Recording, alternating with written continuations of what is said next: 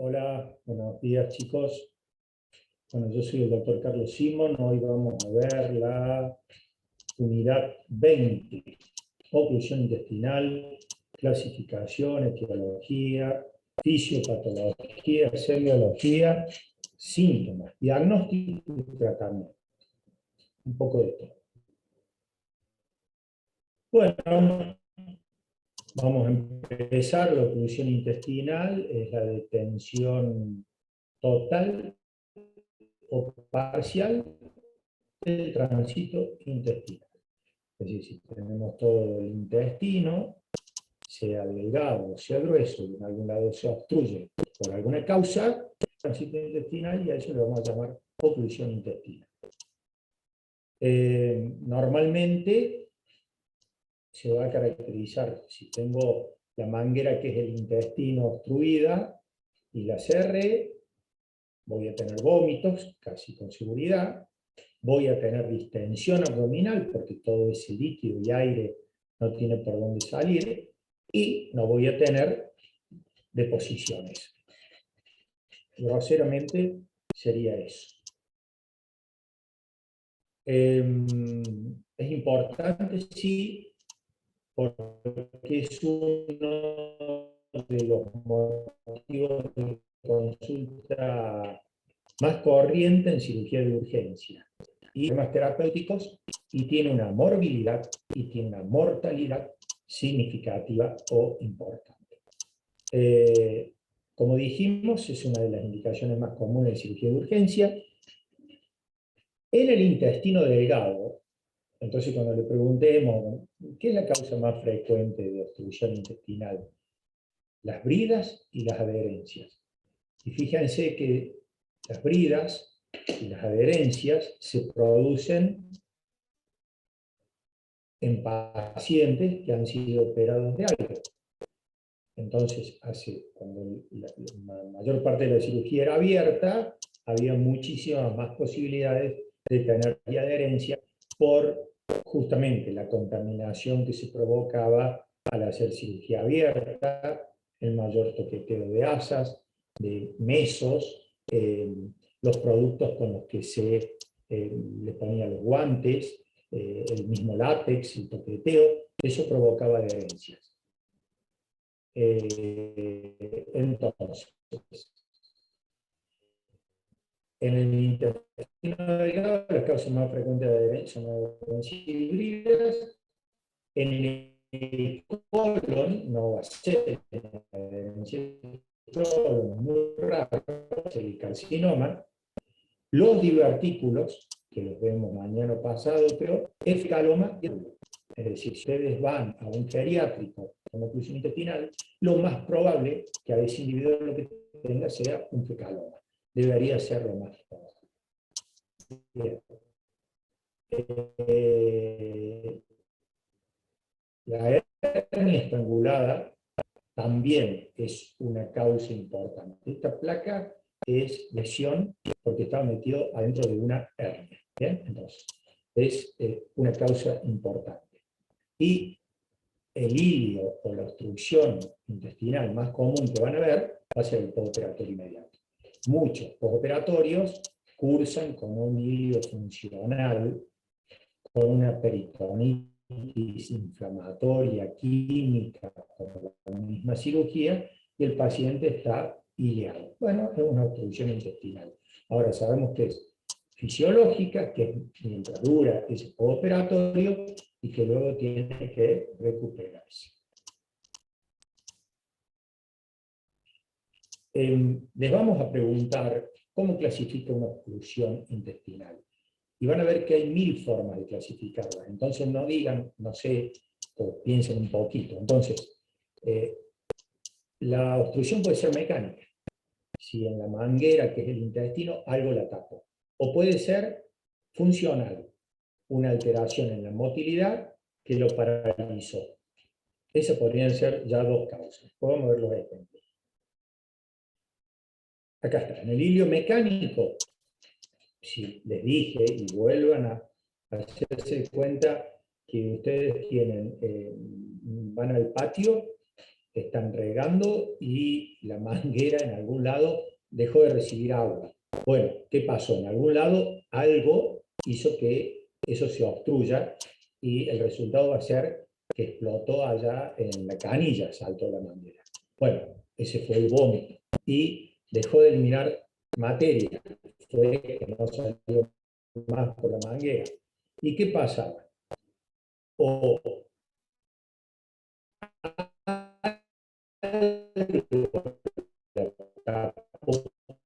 por dentro,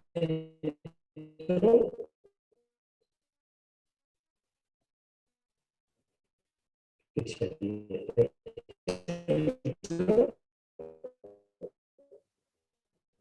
o algo la tapó por fuera, o se dobló. Bien, también puede ser. Puede ser. Eso es un tumor. Extrínseca.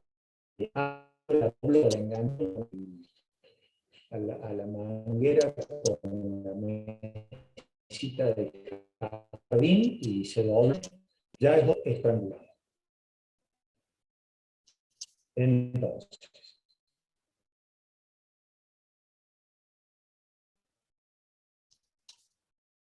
el intestino tiene movimientos de mezclado y movimientos de hacen que se mezcle el alimento y movimientos que hacen que avance hacia adentro. Entonces, yo en estos casos voy a tener una detención de estos movimientos. Entonces, cuando les preguntemos síntomas, empiezan a pensar qué va a pasar si paran estos movimientos. Las oclusiones mecánicas presentan una causa orgánica objetivable, la podemos ver, la entendemos, que impide mecánicamente el libre tránsito del contenido intestinal. A su vez, esa obstrucción puede ser simple, un compromiso vascular. Si yo tengo algo que me obstruyó el asa y cortó el tránsito, pero no me da un compromiso vascular directo, es una cosa. Ahora, cuando tengo compromiso vascular, ya es más complicado. Y a su vez ese compromiso vascular puede ser primario o secundario. Si la brida, la obstrucción, o la torsión, o el vólvulo, lo que haya sido, obstruyó de entrada esos vasos sanguíneos que nutrían, tengo un compromiso vascular primario. Ahora, si pasó mucho tiempo y esa dilatación que no salía ni para un lado ni para el otro, empezó a comprometer la circulación, tengo un compromiso vascular secundario. Y va a ser distinta la evolución y la clínica y cómo lo vamos a intentar resolver. Entonces ya vamos teniendo distintas formas de clasificar. Entonces, habíamos hablado del hilio mecánico. También si presenta una alteración difusa en toda la cavidad o localizada. Difusa va a ser una peritonitis generalizada, un trauma vértebro-medular, o enterocolitis, un postoperatorio va a ser difuso. Ahora, a veces tengo hilios funcionales por inflamación de alguna zona que paraliza esa zona del intestino. A veces, en algunas pancreatitis, hay una parálisis de la zona duodenal y tengo un hilio que el duodeno no tenía nada que ver con la pancreatitis del problema, pero me dio una obstrucción funcional durante un tiempo. Estábamos hablando de clasificación. Entonces, ¿cómo clasifica las obstrucciones intestinales? También las podemos clasificar si son altas, cuando es del duodeno y de las primeras asas del yeyuno, y si son bajas, cuando son en las últimas asas. Entonces, si yo tengo una obstrucción que es alta, bueno, voy a tener probablemente un vómito muy precoz, porque enseguida se tapó. Voy a tener un vómito que va a predominar el ácido clorhídrico o el contenido gástrico. Y si está un poquito más abajo del duodeno va a ser bilioso y va a ser rápido y a lo mejor no me distiende tanto el abdomen porque las asas que están obstruidas son pocas y bien altas. Si tengo una obstrucción baja después de los 6 metros, 7 metros del intestino delgado, ya en la última parte voy a tener otro tipo de vómito que que ahora se va a llamar porracio, porque ya tiene todo ese contenido de obstrucción, va a ser mucho más abundante probablemente en cuanto a cantidad, pero va a tardar más en presentarse, y el abdomen sí va a estar todo distendido porque los 6 metros de intestino están ocluidos. A su vez lo podemos clasificar si fueron agudas, es decir, apareció de golpe, o crónicas si se instaló de forma progresiva. Entonces dijimos, mecánica podían ser simple, obturación, a su vez abierta, dice un asa que se obstruyó. Pero todo esto sigue abierto, supongamos, hasta la boca, esófago, que tiene por dónde salir, va a ser una obstrucción abierta. Pero hay veces que está la obstrucción y hay algo que también la obstruye del otro lado. Y ahí tengo una obstrucción cerrada. Supongamos que tengo, el ejemplo más simple, ¿cuál sería? Tengo una obstrucción en el ángulo hepático del colon y tengo una válvula ileocecal que es continente, que no deja volver el contenido para atrás. Entonces voy a tener en esa parte del colon una obstrucción cerrada, porque no tiene por dónde volver. O en una hernia atascada, donde se metió el intestino delgado y queda ese intestino ahí y no tiene ni para entrar ni para salir. Bien, entonces queda en una obstrucción cerrada. A su vez, como habíamos dicho, puede ser con compromiso vascular primitivo, como puede ser una hernia estrangulada, un vólvulo que retuerce y va a retorcer la raíz del intestino, o una invaginación intestinal también. Me va a dar la misma idea de un compromiso vascular primitivo. O puede ser secundario, cuando tengo, el ejemplo que le di recién, una asa cerrada en colon, una asa en omega, que vendría a ser lo de la hernia, que hace una omega, ¿bien? O asas biarticulares. Y a su vez podemos tener infartos intestino-mesentéricos dentro de las mecánicas. Las funcionales pueden ser a su vez las dinámicas o paralíticas, donde no hay movimiento, o funcional, dinámica o espasmódica, que es muy rara, se da en el caso de la intoxicación plúmbica. La que nosotros vamos a ver habitualmente va a ser la del ilio postoperatorio, la parálisis postoperatoria, la peritonitis que nos da el ilio, la stop, todo músculo debajo de una serosis inflamada se paraliza. Listo, no hay cómo hacerlo andar hasta que no se desinflama. Una pancreatitis, traumatismos retinolugulares, hipopotasemia, no. Dijimos que las causas de obstrucción, las más comunes son las adherencias, las hernias estranguladas, los tumores, pero no, son pocos los tumores. Si llegamos a un tumor es que porque perdimos un montón de diagnósticos que tendríamos que haber hecho antes, o de cosas que tendríamos que haber hecho antes, para haber detectado ese tumor.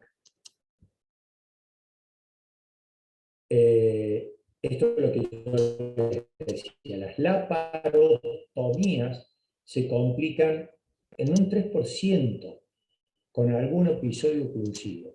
Hoy que la medicina pasa más por la cirugía laparoscópica, esto se ve mucho menos, pero cuando era todo laparotómico, cuando era todo cirugía abierta, realmente nosotros en la guardia veíamos muchas oclusiones, y más el paciente que ya se ocluyó y hay que volver a operarlo, y es otra cicatriz, y es otro pegote, y es otro factor agresivo, y volvía a tener cada vez más de estos problemas. ¿Bien? Y había pacientes que en su vida hacían varias veces oclusiones intestinales, culpa de esas cirugías.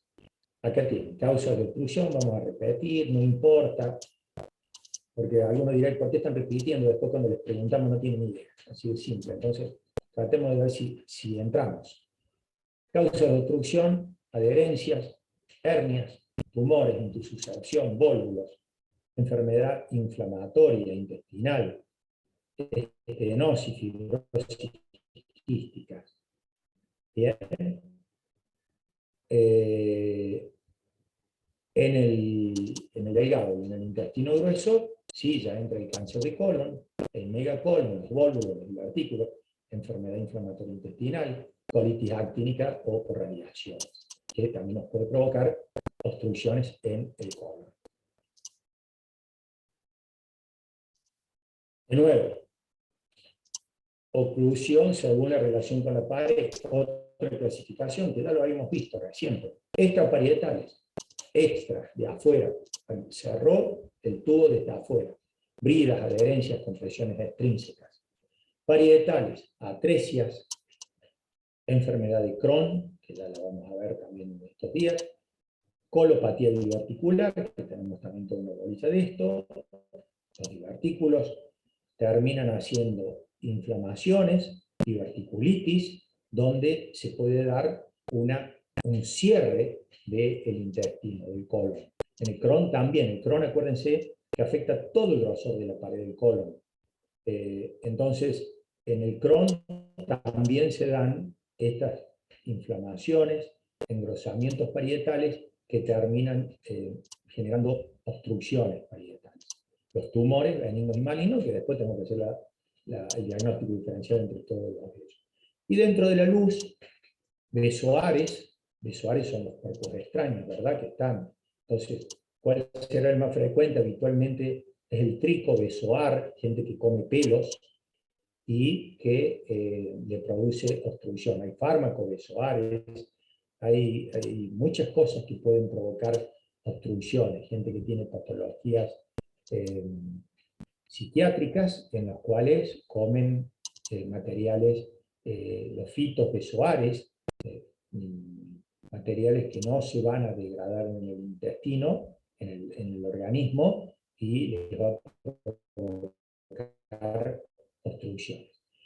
El hilio biliar, y esto es interesante, cuando usted en alguno de los exámenes nosotros le preguntemos explíquenos el hilio biliar, ténganlo claro, o están entre el 9 y el 10, o estamos por ver si lo vamos a poner 2 o 4, porque no sé por qué, después no lo saben. El hilio biliar, ¿qué es? Es un hilio, o sea, una obstrucción intestinal provocado por un cálculo biliar. ¿Y cómo llegó un cálculo biliar al intestino? ¿Cómo llegó desde la vesícula al intestino? Bueno, no llegó a través, en el caso del hilo biliar, no llegó a través del colédoco, pasó a la papila de Vater. No, fue una vesícula que a través de un proceso de colecistitis quedó pegada habitualmente al duodeno y por el peso del cálculo terminó haciendo una fístula, una comunicación. Y ese cálculo siguió su progresión a través del intestino y en algún lugar se va a obstruir o no, a lo mejor pasa. Pero si es grande, para que haya logrado hacer esto tiene que tener un cierto peso, un cierto volumen, para que haya hecho esa fístula. Si es grande, lo más probable es que se tape en la válvula ileocecal. Cuando llegue a la válvula ileocecal, no va a tener más forma de poder pasar. Entonces ese paciente, que antes se veía también más frecuentemente, lo encontramos en la guardia, y el vómito que va a tener, cuando vomita, tiene calculitos, porque habitualmente después de ese cálculo grande vinieron todos los otros chiquitos que estaban en la vesícula, se metió eso en el intestino, y cuando vomitó, están las piedras en el vómito. Uno dice, un hilio biliar, y si no, lo diagnosticamos cuando lo operamos. Pero, para que entiendan, el hilio biliar. ¿Bien? Entonces, volvemos a lo mismo. Patologías intrínsecas, congénitas, defecto de rotación, tumores benignos o malignos, inflamación, el Crohn, la tuberculosis, la diverticulosis, en realidad más que la diverticulosis, la diverticulitis, el trauma, radiación e isquemia, patologías extrínsecas, adherencia brida, hernia interna, hernia externa, compresión por carcinomatosis, le puede dar una oclusión intestinal a una paciente. Un embarazo le puede dar una oclusión intestinal a una paciente. Está comprimiendo ese útero agrandado, está comprimiendo el intestino en algún lado, que lo termina oclusionando. Obturación por cuerpos extraños, cálculos, besoares y parásitos. También, a ver, otra clasificación se le ocurre, bueno, de acuerdo a la edad. Bien, Una cosa va a ser el neonato, que va a ser, si tiene una atresia congénita, va a tener una oclusión. El hilio, que se le da el meconio, también un Hirschsprung, ¿bien? Una enfermedad de Hirschsprung, el megacolon congénito, un vólvulo de neonato, un ano imperforado. O sea, fíjense que en el neonato van a ser todas estas cosas que heredó ese chico y que las tiene en el momento que nace, ya atresia, hilio meconial, vólvulo neonato, ano imperforado, y le va a dar una obstrucción. En el niño, ¿cuál va a ser la más frecuente? Y en el niño va a ser la hernia inguinal estrangulada. El chico cuando llora, cuando tose, si tiene una hernia, se le va a ir metiendo el intestino y se va a estrangular. ¿Bien? Entonces, en el chico que llora, hay que revisar siempre los orificios herniarios, porque puede tener una hernia inguinal estrangulada. ¿Bien? Puede también tener una invaginación, también la enfermedad de Hirschsprung, y un divertículo de Meckel que se haya complicado. En el adulto joven, acá ya entramos con las adherencias. Si tuvo alguna cirugía o algo, lo más probable es que haya adherencias. La hernia inguinal también sigue estando presente. Si este chico tenía una hernia acá y no se le estranguló, cuando sea adulto sigue teniendo la chance de que le pase. En mediana edad, lo mismo, adherencias, la hernia también inguinal o pleural estrangulada. Si no se le estranguló acá, sigue teniendo la posibilidad de que se estrangule. Ya aparecen las neoplasias. Y en el anciano, las adherencias también puede ser, porque ya tiene toda una vida para haber hecho, que haya tenido cirugía y que pueda tener adherencias bridas. Si no se le estranguló acá, no se le estranguló acá, no se le estranguló acá, no se le estranguló acá, no se le estranguló acá, sigue teniendo la hernia para que se le estrangule cuando sea anciano. Y si fue una hernia que la generó después, la puede tener también. Ya entran a cortar también más las neoplasias, el fecaloma, en un fecaloma en el anciano. ¿Bien? Sobre todo si está postrado en cama, hace un fecaloma. También puede tener diverticulitis que provoque obstrucción del intestino. Entonces, volvemos a lo mismo. La intestinal alta, brida y adherencias, hernias, tumores, obstrucción baja, cáncer de colon. Bueno, acá cuando hablamos de Chávez estamos hablando de un megacolon, ¿bien? Que nos va a dar probablemente después un vólvulo o un fecaloma. Bien. Diverticulitis, enfermedad inflamatoria intestinal, y colitis actínica o radiación. Bien, las bridas o adherencias son secuelas de inflamación peritoneal, habitualmente después de una peritonitis, de una inflamación o de una cirugía, que no deja de ser un proceso que genera inflamación, podemos tener bridas y adherencias. Se pegotean las asas intestinales. En la adherencia son pegamientos, las bridas cuando hay bandas fibrosas. Después es muy difícil diferenciar. Causa más frecuente, trauma quirúrgico, infecciones bacterianas. Otras causas de isquemia, radiaciones, químicos, alergias.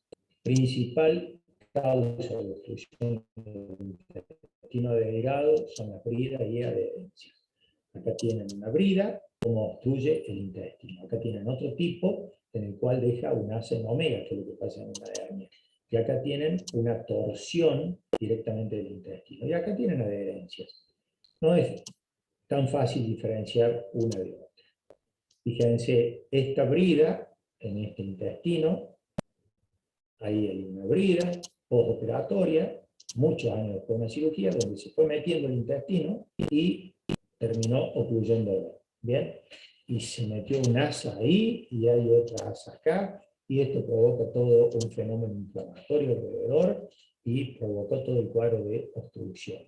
Acá tienen un ejemplo en una hernia, directamente una hernia inguinal, cómo entró el asa, salió, y ahí están las dos, las zonas de oclusión, y fíjense que acá tengo representado con un colorcito más oscuro, más morado, para mostrar que los vasos sanguíneos que entran por acá no han dejado oxigenar esta zona, por lo tanto ya está haciendo una isquemia, o ya la ha hecho.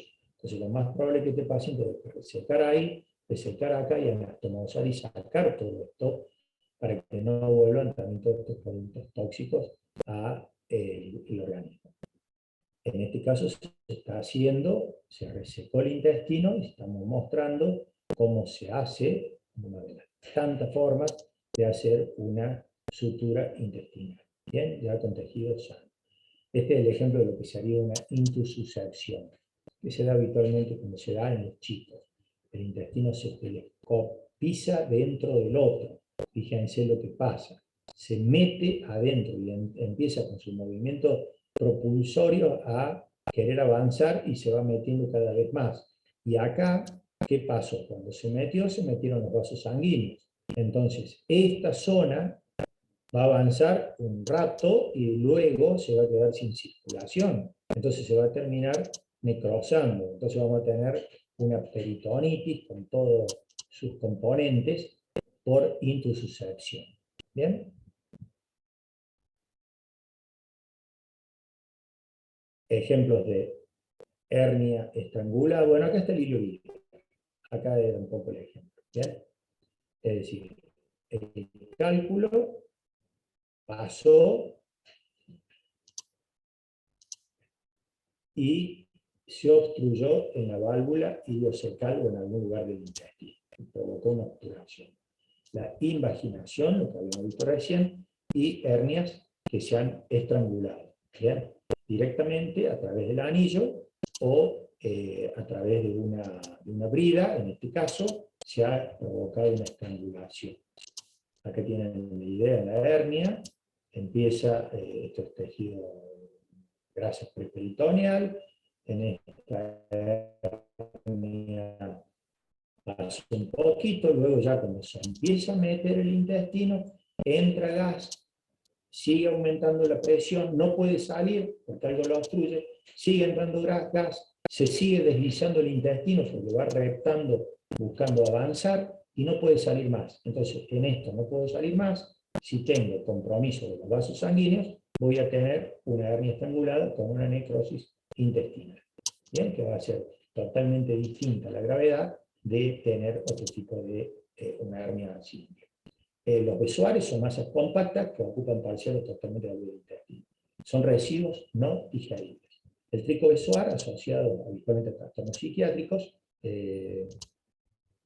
diagnóstico se lo hace con una seriada gastroduodenal, a ver dónde está la obstrucción, que también hay que tener cuidado porque si yo le metí a la seriada gastroduodenal bario o algún medio de contraste y lo tengo en el intestino y estoy agravando el cuadro, entonces hay veces que tenemos que decir, bien, este es un paciente psiquiátrico. Nosotros durante mucho tiempo hemos trabajado en algunos lugares psiquiátricos de Córdoba hace muchos años, y esto se veía muy frecuentemente, ¿no? Entonces, oclusión, y terminábamos en cirugía sin dar tantas vueltas y siempre encontrábamos algo que se habían comido que no iba a ser digerible. Hay gente que por ingesta apresurada, por dentadura insuficiente, tiene imposibilidad de triturar o digerir adecuadamente los alimentos, va a poder hacer eso. Si lo podemos romper por endoscopía porque lo tenemos a mano bien, y si no, hay que cortar y sacar el cuerpo. En este caso es un hilio biliar que está obstruyendo el hilio terminal. Fíjense cómo estamos cortando ahí la enterostomía y va haciendo la aparición del cálculo. El tamaño que tenía el cálculo había obstruido directamente. Se cierra el intestino, listo, se acabó el problema. No se toca la vesícula, ya está, la vesícula estaba enferma, ya largó el cálculo, eso va a estar todo soldado, pegoteado del duodeno. Lo más probable es que si queremos ir a hacer algo ahí, sacar la vesícula, lo único que vamos a hacer es un desastre, porque eso va a estar todo flegmonoso, todo inflamado, todo pegoteado, y ya está, ya drenó, ya hizo el daño que tenía que hacer, que era haber largado ese cálculo para que se obstruya en otro lado. Entonces esa vesícula no se toca, listo. Se solucionó el problema sacando el cálculo que había generado la obstrucción. La vesícula ya está, no la tocamos más. Había que haberlo operado mucho antes. puede haber tricobezoares, farmacobezoares, fitobezoares. Esto es pelo. Fíjense cómo ha tomado la forma en toda esa curva del intestino que ha hecho. Directamente esto es pelo con toda la obstrucción que ha provocado. ¿Bien? Esto es pelo. Tricobezoar. Hemos abierto el intestino, estamos sacando el pelo. ¿Qué son los vólvulos? Bueno, rotación anormal del colon en un eje formado por su mesenterio. Pegó una vuelta, hizo una rotación. Entonces, ¿dónde voy a tener vólvulos? Y voy a tener vólvulos en lugares donde tengo un mesenterio laxo, donde la anatomía me lo permite. ¿Podré tener un vólvulo en el ángulo hepático o en el ángulo esclénico del colon? Y es muy difícil, porque está pegado. Puedo tenerlo en transverso y puedo tener alguna chance, porque es un poco más largo el meso transverso. Y puedo tener en sigmoide, sí, y en sigmoide seguramente lo voy a tener cuando tenga, porque es mucho más largo el mesenterio. Entonces me va a permitir que se dé la vuelta, que se rote. Lo otro está fijo, no va a poder rotar. Entonces ocurre mayormente en el colon sigmoide, 75%, en el ciego también, pero en el ciego tiene que haber un implante en el ciego en el cual patológicamente es más largo ese meso ciego. El vólvulo de sigmoide ocurre en población anciana con constipación crónica. Entonces, a ver, si yo tengo todo el espectáculo, tengo el colon que está largo, el colon que está dilatado, porque es un tipo constipado crónico. Entonces, está largo, está dilatado y tiene un meso largo. Y hago un fecaloma, por ejemplo, ese fecaloma va a actuar como pie, va a actuar como... Fue lo que le dio la vueltita para que dé la media vuelta. Eso te da una explicación embriológica incompleta del colon ascendente. Entonces, está bien, acá necesitamos una predisposición genética, pero cuando la tenemos, se da el vólvulo secal. Fíjense, acá tenemos entonces el sigmoide, que tiene un meso amplio, complaciente, y algo hace que dé la vuelta. Por eso yo le decía, si tengo un fecaloma por acá o por acá, probablemente eso va a hacer que rote. Entonces, hace una torsión. Si la torsión es de 180 grados, de 160, de 2 vueltas, bueno, eso va a ser lo que lo va a llevar a mayor gravedad, porque va a ocluir los vasos sanguíneos y vamos a ir teniendo una necrosis probablemente en todo ese sigmoide. Bien, disminuye la perfusión sanguínea, tanto venosa como arterial, y vamos a terminar teniendo una necrosis. Esta necrosis, imagínense que todo esto es materia fecal, todo esto es tóxico, encima con un infarto, si no lo resolvemos, el paciente se muere. Y si cuando lo queremos operar vemos que está así, de ese color, y lo devolvulamos, acabamos de mandar todos los productos tóxicos del torrente circulatorio y los vamos a matar nosotros de una sepsis. Bien, o todos los productos tóxicos que están adentro del intestino, que vamos a terminar también con un resultado muy malo. O sea que hay que saber quirúrgicamente cómo actuar cuando esto está rotado. Cortamos acá, cortamos en otra parte, sacamos todo eso y tratamos de que haya la menor contaminación y la menor contaminación hacia el aparato circulatorio también. En el vólvulo de ciego es más difícil de ver, muy difícil de diagnosticar en jóvenes, porque les dije, hay una predisposición genética para hacerlo, entonces ya no es que necesitamos ser adultos mayores para hacerlo. Hay una falta de fijación del ciego y del colon ascendente a retroperistomía. Es algo que tiene el 10% de la población, entonces tiene posibilidades de hacer esta mal rotación rota y ciego sobre sí mismo, termina siendo. ¿Bien? Bien. ¿Qué va a ocurrir cuando tenga una oclusión de la que quiero? Vamos a tener fenómenos derivados de la tensión del tránsito. Dijimos, la manguera se tapó. Fenómenos derivados del compromiso en la circulación vascular del asa. No le llegó sangre, pero tengo otro tipo de problema. Y fenómenos derivados de la formación y absorción de productos tóxicos, que es un poco lo que me estaba hablando también. Voy a tener una dilatación del intestino proximal al sitio de obstrucción. Venía la manguera, se obstruyó acá, esto va a dilatar.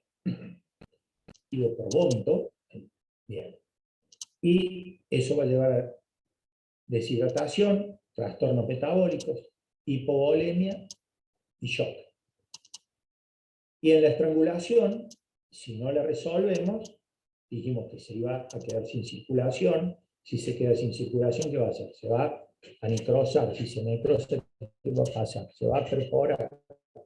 Entonces voy a tener una peritonitis por perforación con todo ese contenido intestinal a la cavidad peritoneal. ¿Bien?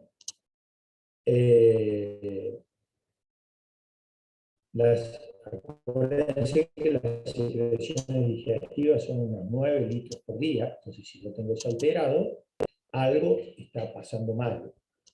Tengo alteración en la reabsorción, voy a tener aerofagia, gases de fermentación y de putrefacción, deshidratación, hiponatremia, hipopotasemia, acidosis o alcalosis.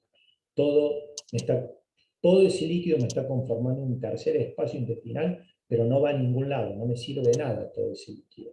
Esos 9 litros me están complicando la vida del paciente. Esto también me genera una hipertensión en la luz, con aumento de la tensión de la pared. Si no tenía compromiso vascular, porque no había rotación, esa distensión de la pared va a hacer que los vasos sanguíneos, cada vez la pared que se está distendiendo, entonces ya tengo compromiso linfático, venoso, arterial, voy a tener también necrosis parietal y voy a tener perforación. O sea, no había tenido un compromiso vascular al comienzo, pero lo tengo luego. Compromiso en la circulación del asa, primaria, la estrangulación, ya lo vimos, la estrangulación directamente cerró los vasos que van a nutrir el asa. Voy a tener un compromiso arterial precoz con una evolución rápida. Y secundaria de asa cerrada, una evolución, cuando dijimos todo empieza a distenderse y no le llega sangre a esa periferia de eso que está distendido. Esto exacerba la flora intestinal, los gram negativos, los bacteroides, los clostridios. Hay traslocación bacteriana cuando pasa esto, es decir, gérmenes, no necesita estar perforado todavía el intestino, pero los gérmenes que están dentro del intestino tóxicos pasan a la cavidad peritoneal por traslocación, atraviesan la pared sin necesidad de que tengan una perforación. Esto nos puede dar, después se perfora y lo mismo va a dar peritonitis y shock séptico. Presión, aumenta la presión intraluminal, disminuye el retorno venoso, transsudación de líquido a la luz intestinal, deshidratación, pérdida de electrolitos, terminamos en la muerte. Bien. Alteraciones hidroelectrolíticas, alteraciones hemodinámicas, shock hipovolémico, toxemia. En la estrangulación, predominantemente vamos a tener shock hipovolémico y toxemia. Y en la oclusión funcional, que era por peritonitis, alteración hidroelectrolítica, shock hipovolémico, toxemia. Todo terminamos muy mal. Entonces, dijimos, lo pusimos al comienzo y ahora lo pongo de nuevo. Diagnóstico clínico, distensión del tránsito intestinal, distensión abdominal, vómitos, listo, tenemos una oclusión. En el cólico, en el tipo cólico, puedo tener síndrome de lucha, ruidos vibroaéreos aumentados, reptación, a ver, está la oclusión, el intestino trata de vencer eso, y tengo signos de lucha, y tengo ruidos aumentados, y tiene dolor tipo cólico. Esa misma después puede paralizarse, se agotó el intestino. Ya no tiene más fuerza para hacer esto. O se puso tóxico y ya no tiene fuerza. ¿Bien? O en la funcional, en la cual tengo una ausencia del síndrome de lucha. Puede tener dolor si en forma intermitente con características del cólico, como dijimos. Comienzo brusco, progresivamente durante varios minutos, y cese brusco de las bajas. No es que no sean abundantes, pero van a ser más tardías, van a ser por ratio y va a aumentar bastante, ¿no? También. Y la distensión abdominal, que varía según el sitio de la obstrucción. En las obstrucciones altas es muy poca, en las obstrucciones bajas, si tengo 6 metros de intestino que están distendidos, va a ser muy importante la distensión. Delgado alto, vómitos precoces e intensos, repetimos, marcada repercusión hidroelectrolítica, escaso ninguna distensión. Podemos tener estas imágenes en una radiografía. En el delgado bajo, distensión centroabdominal, vómitos más tardíos, repercusión hidroelectrolítica, instalación más lenta. Fíjense en este caso, si es del colon, tengo distensión periférica simétrica, vómitos ausentes muy tardíos, muy raro que la obstrucción de colon de vómito, pero lo puede dar porque da tantos síntomas antes que cuando dé vómito van a ser muy importantes, pero bien fecaloideos, pero ya tuvimos muchos síntomas antes. Anamnesis, diagnóstico de anamnesis, examen físico completo, incluido tacto rectal. Si se puede hacer una radiografía y eventualmente un TAC, mucho mejor, y el laboratorio que puede mostrarnos. Fíjense, en este caso, niveles hidroaéreos que nos están mostrando una oclusión. ¿Bien? Diagnóstico radiológico. Acuérdense que en el intestino delgado tenemos, en la pared tenemos los pliegues circulares o válvulas de Kernicke o válvulas conniventes, que son estas formaciones que nos dan esta estructura. ¿Bien? ¿Por qué? Porque nos va a servir después la radiografía, cuando esté ocluido, para determinar que eso es el delgado. Y luego vienen las glándulas, su mucosa, luego vienen las vellosidades, ¿bien? Pero sobre todo esto, los pliegues circulares o válvulas de Kerr o válvulas conniventes. Entonces, pliegues circulares, vellosidades, microvellosidades, dentro de las vellosidades. Entonces, dentro de esto eso, y dentro de esto esto. ¿Por qué lo marco? Acá tienen el ejemplo de por qué en una placa de pie, cuál es la idea que se va a ver cuando tengamos una oclusión del intestino delgado. El paciente se para, el aire se va para arriba, que es lo que vamos a ver, y va a ser un nivel hidroaéreo con el líquido que está abajo en el asa. Esta se sigue, viene para acá, todo esto es líquido, la partecita de arriba, la cúpula del asa, cuando esté el paciente de pie, nos va a mostrar aire arriba. ¿Bien?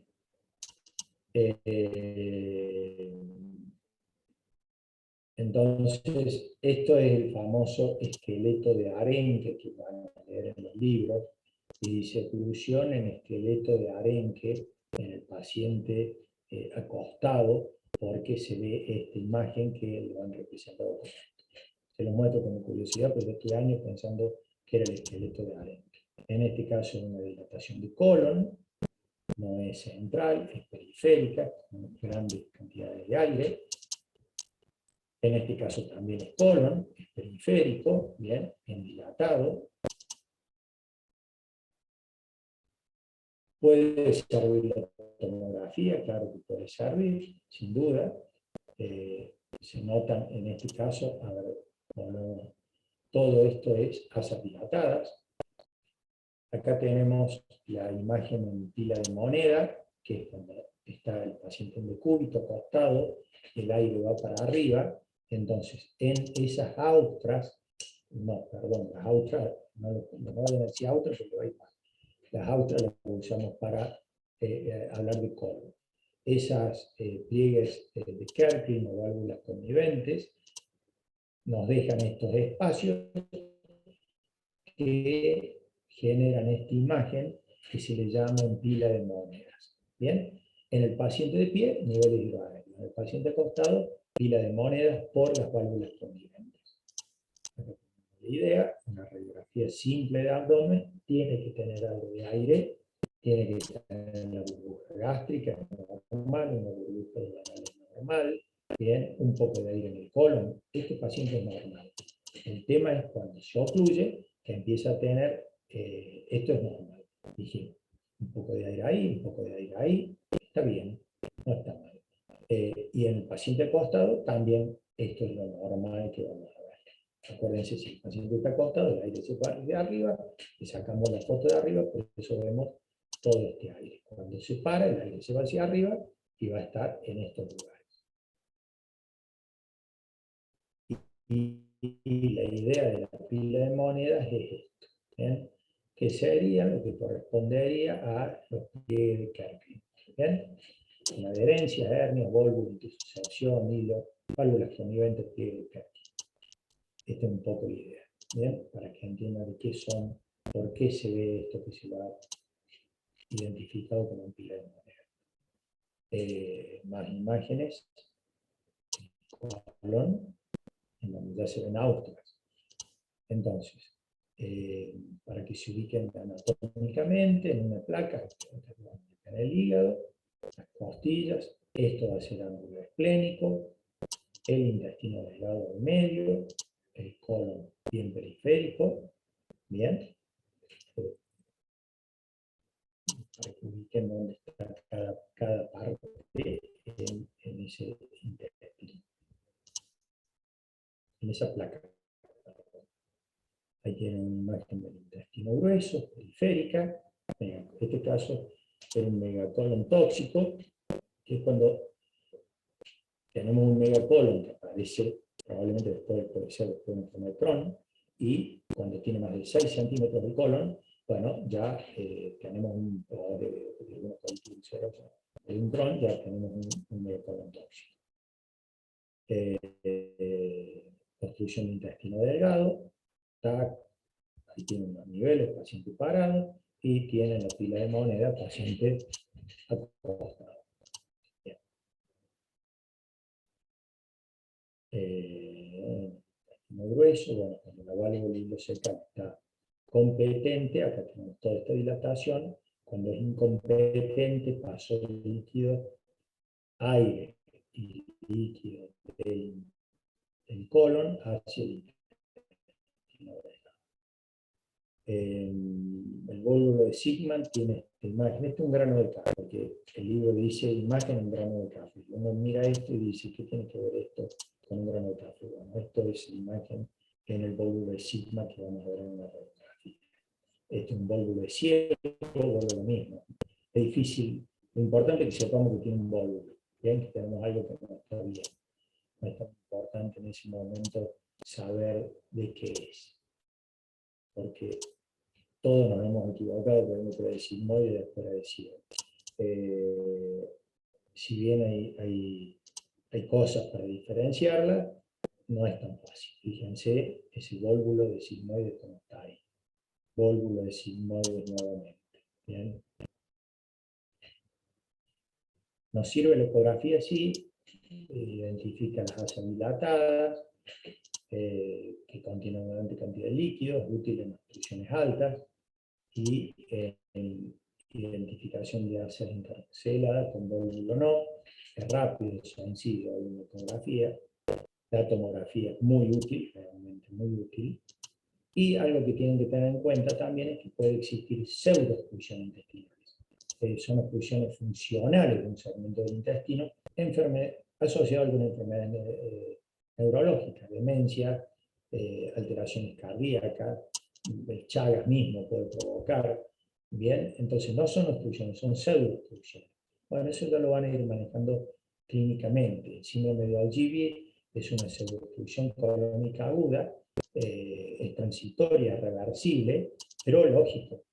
Es reversible, pero tenemos que estar encima del paciente, porque si no es reversible, tenemos un problema. Hay una dilatación, a veces de origen absolutamente desconocido, en el cual el ciego llega a diámetros muy importantes y estamos pendientes de si lo vamos a operar o no lo vamos a operar, porque vamos a hacer. a veces decidimos, ante la duda y ante el riesgo, hacer una cirugía con una cecostomía, colocar una sonda, para que estado esta pseudo-oclusión intestinal. Acá tienen la idea de haber drenado a través de una sonda. Tratamiento de la oclusión intestinal: mejorar el paciente, restitución de las cargas electrolíticas, corrección del equilibrio ácido-base, descompresión intestinal. A veces poniendo una sonda se descomprime, una sonda nasogástrica, todo ese vómito que tenemos se va descomprimiendo, toda esa distensión va saliendo por ahí, vamos mejorando el paciente. Controlar la diuresis, antibiótico terapia, y si hay sospecha de sufrimiento intestinal, clínico, radiológico y cirugía urgente. Todo tejido que no esté abdominal o hay una laparotomía previa, podemos diferir la cirugía, pero siempre controlando al paciente. Bien, en cuanto hay alguna cosa que nos llame la atención, vamos a ir a cirugía inmediatamente. Entonces, vamos a operar cuando haya sospecha de estrangulación, cuando el dolor y la fiebre aumentan, y si no se resuelve en un plazo lógico. A veces, yo acá puse 3 a 5 días, pero pueden ser horas si está empeorando. El tratamiento de las oclusiones va a ser médico y quirúrgico. Dijimos, el tratamiento, por un lado, el desequilibrio electrolítico, y por otro lado, las alteraciones hemodinámicas, pero después tenemos que resolver la cirugía. Habitualmente, cuando tiene que ser, cuando vemos que hay una oclusión con compromiso intestinal, va a ser temprano, vamos a liberar el obstáculo, la brida, lo que sea, restablecer el tránsito y tratar la etiología. ¿Bien? Entonces, si tenemos bridas, bueno, a veces tenemos que hacer la enterolisis, fíjense acá estamos con una tijera cortando lo que estaba uniendo estas asas. ¿Bien? Cortando lo que estábamos uniendo. Con descompresión retrógrada, tenemos que vaciar todo ese intestino que estaba lleno de teniendo el tercer espacio, con lavado de la cavidad, con reordenamiento de las asas intestinales. Fíjense, estas cirugías antes se hacían mucho, ahora ya no tanto, pero para que entendamos, fijábamos todo el intestino para que no vuelvan a producirse estas bridas.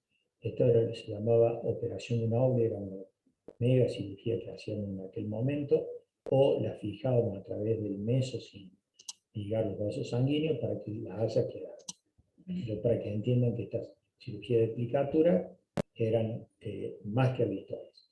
A veces en un vólvulo optamos por colocar una sonda rectal, pasamos la obstrucción y se el vólvulo también se puede perforar. Y si se perfora, tenemos que entrar a la cirugía de urgencia.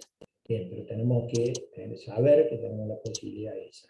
O a veces un vólvulo, si no está complicado, podemos a través, fíjense, acá metemos el endoscopio y tenemos este signo de remolino, donde quiere decir que está torcido todo el intestino. Bueno, pero a veces con el mismo endoscopio logramos pasar el vólvulo, se endereza, se descomprime, se pone una sonda y salimos de la urgencia.